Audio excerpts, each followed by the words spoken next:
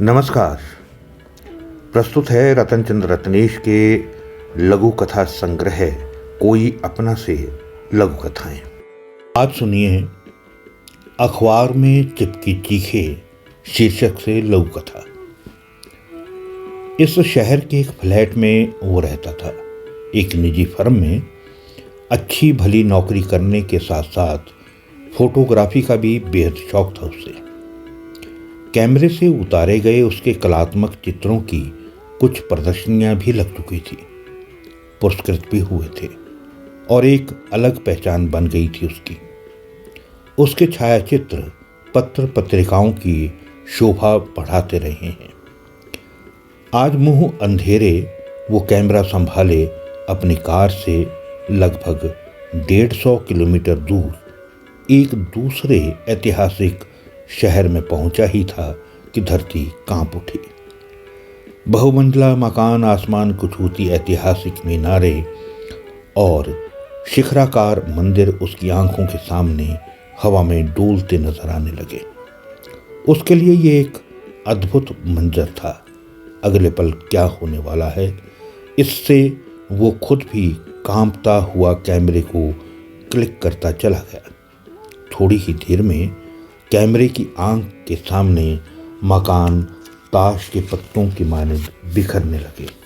वो मूर्तिवत कैमरे का बटन दबाता रहा। चारों ओर से उठी लोगों की चीख पुकार के साथ मलमों में बदलते मकानों की तस्वीरें उसके कैमरे में समाते चले गए।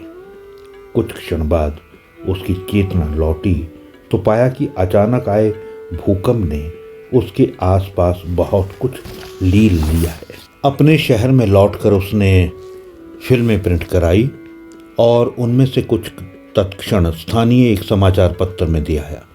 दूसरे दिन समाचार पत्र में उसके छायाचित्र मुख पृष्ठ पर विशेष रूप से छपे थे।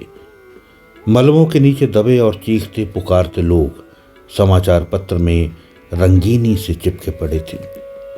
सुबह सुबह वो अपने कमरे में बैठा, वो इन हृदय विदारक चित्रों की आतंक की स्थिति में निहार रहा था कि फोन की घंटी घनघना उठी। फोन पर उसके द्वारा उतारे गए चित्रों की मांग थी। उसे एक के बाद एक फोन निरंतर आते रहे।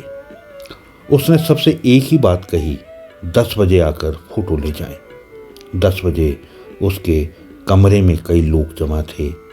उसके द्वारा खींचे गए रंगीन छायाचित्र एक मेज पर बेतरतीब पड़े हुए थे और गले में फंदा उसकी ढे पंखे से झूल रही थी। तो प्रिय श्रोताओं, ये थी रतनचंद्र रत्नेश के लघु कथा संग्रह कोई अपना से लघु कथा अखबार में चिपकी चीखे। आज के लिए इतना ही। फिर मिलता हूँ इसी लघु कथा से एक नई लघु कथा के साथ। नमस्कार।